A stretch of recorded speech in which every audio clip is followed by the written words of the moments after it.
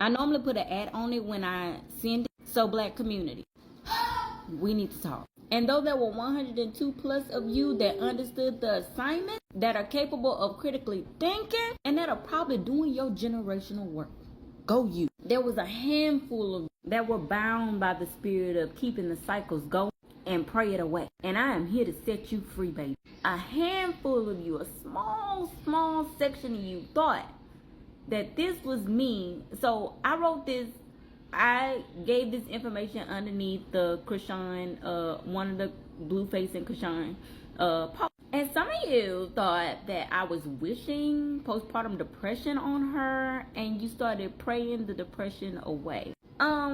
First of all, as a content creator, I am aware that she may never ever see this, but this may get to somebody who is going through that, or who is a first-time mom, or who is struggling with postpartum depression, that may need to see this. Because as a mom of 13 years and a mom of 2, I had postpartum depression with both of my children. And you know what? The first time people told me that I was okay, it was kind of all in my head, and they didn't, nobody around me, even the medical staff, helped me, guided me on how to overcome postpartum depression. Nobody identified what it was, and nobody gave me the steps it took to overcome.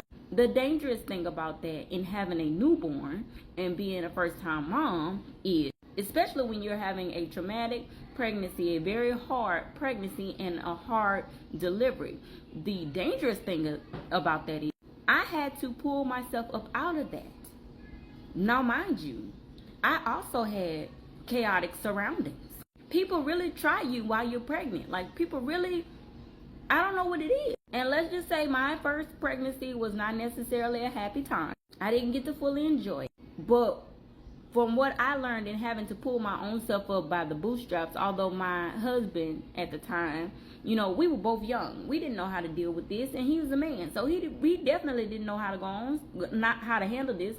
So he tried to support me in the best way that he could. So, and what I learned in having to pull my own self up by the bootstraps, I was able to navigate it in my second pregnancy a lot better than I handled it in my first. And I can honestly say in both of my pregnancies, I didn't even feel, these are the stories that we don't tell. Everybody want to tell the happy stories. Everybody want to tell all of the images that look good and all. Nobody want to tell you this real stuff afterwards, when everybody's gone and the door's closed and you got to deal with everything. I didn't even feel like myself, or I felt like I was actually getting my head above water with the postpartum depression until both of my children reached the age of 4. And I am not the only woman that has admitted this.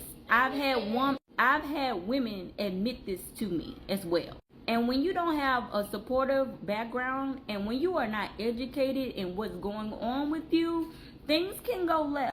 And as we know, in the Black community, some of y'all don't like to deal with things. Some of y'all feel like, oh, we have it hard enough, and da-da-da-da. Y'all want to just sweep things under the rug. See, it's cool when we hold white people accountable and we try to make them do this, that, and the third. But how dare you address things in the Black community that needs to be addressed?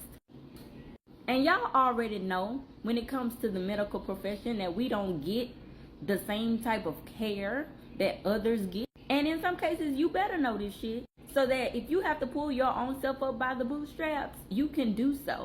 Education is power. And we lose our power, especially in our community, by giving it away to everybody and having faith in everything but our own selves. And everybody. You'll believe what somebody told you, or you'll believe that you should just be quiet, don't say anything, don't bring it up. You think that that's just going to make everything go away, and it ain't, baby. Where you have learned a lesson in life and you fail to spread awareness, you are hurting the youth, you are hurting the people behind you. You are operating in selfishness. Because the story that I just told was one of my pain points. Yet I'm giving the example for somebody else to learn from it, and hopefully they have a better experience than I had. That's what community is.